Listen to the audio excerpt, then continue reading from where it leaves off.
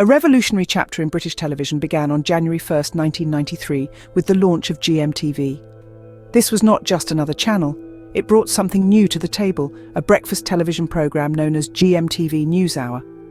In the early days, the show was constantly evolving. One of the key changes was the shift of Wilson to a news-focused slot from 6 to 7 in the morning. This soon became the renowned Reuters NewsHour.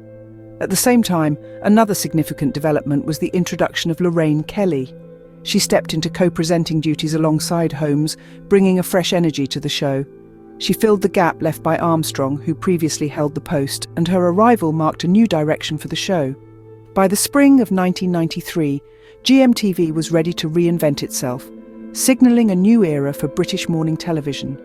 It was a time of change and excitement, a time that laid the groundwork for what was to come. On April 19th, GMTV underwent a transformation, adopting a new set that echoed its predecessor, TV-Am. With this revamp, fresh faces graced the screen. Sally Mean, known for her vibrant personality, took over the reins as the new weather presenter, and Penny Smith, a seasoned journalist from Sky News, became the main newsreader. Their unique dynamic breathed new life into the programme, captivating audiences every morning. Over the years, GMTV saw many changes, but one that stands out is the departure of Andrew Castle. After a decade of dedicated service, Castle bid farewell to GMTV, leaving a significant mark on the show and its viewers. His departure signified the end of an era and the beginning of a new chapter. But change is the only constant in television, and GMTV was no exception. As the years rolled on, GMTV continued to evolve, but a major change was on the horizon. On June 10th, it was announced that the GMTV brand would be dropped from the Breakfast franchise.